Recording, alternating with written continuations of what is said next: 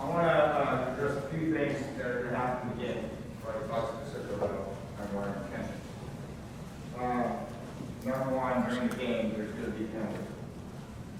There'll be penalties called against us. Generally speaking, the referee, when he blows the whistle, he's going to signal penalty, his arms up like this, and he points to the non-defending team who's going to get the ball.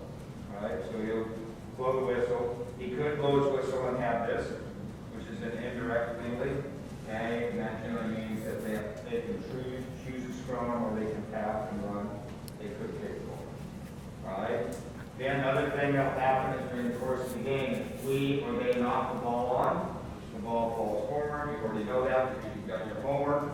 Okay, he'll probably signal and he'll knock on, or he'll say knock on, or he'll say advantage blue, or he'll say advantage white. All that means you should just keep playing on until it blows the whistle. So if the advantage is to us, if we keep playing and if we do well, then we'll just let it go. If the advantage is us and if we don't do much with the ball, then he'll blow it up and there'll be a scrum. When he calls a penalty, we haven't played a game, so mayors don't know exactly what that's going to do. So my suggestion is that you begin to retreat immediately 10 meters. So when the penalty occurs, you have to retreat. Now, they know that you're inexperienced. So it's quite likely that they will do what's called a quick tap. So what that means is the referee will call the penalty, will make the mark, okay, and then their scrum hand, usually their scrum half could be anybody, will come to the mark.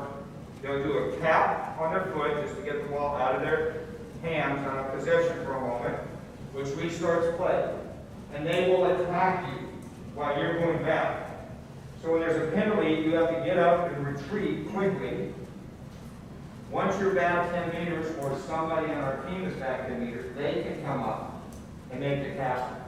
If you tackle that ball carrier immediately, you'll blow the whistle again, you'll march off 10 meters, and generally they'll delay the start.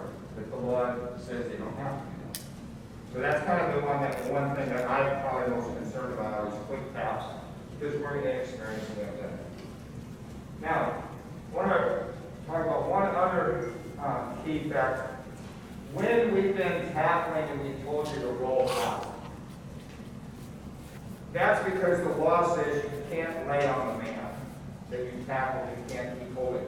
So as soon as you tackle him to the ground, you have to tackle him to the ground. If you tackle him and let go, he hits the ground and pops up, you keep running.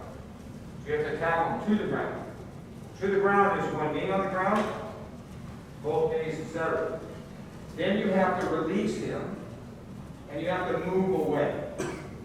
So rolling is probably the easiest thing, but it's not a double roll. It's just to get up. So those of you who play football, think of it this way. If you're a defensive player, and the offensive player knocks you to the ground, you don't lay there.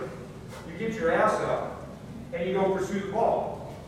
Well, in rugby, if you make the tackle, you don't just lay there, you get your body up, and get defensive line. Because you may have to make the tackle immediately. Or you get up, and you pursue at an angle with your teammates to where the ball is. So it's not about, you don't lay on the ground. You cannot play the game when you're on the ground. You've got to be up. If you're laying on the ground, someone runs by you, you try to tackle them, it'll be a penalty because you're not on your feet. In the game of rugby, you have to be on your feet. So if we're tackled, we're up immediately, we're ready to play defense. That make sense? Yes, sir. Crouch.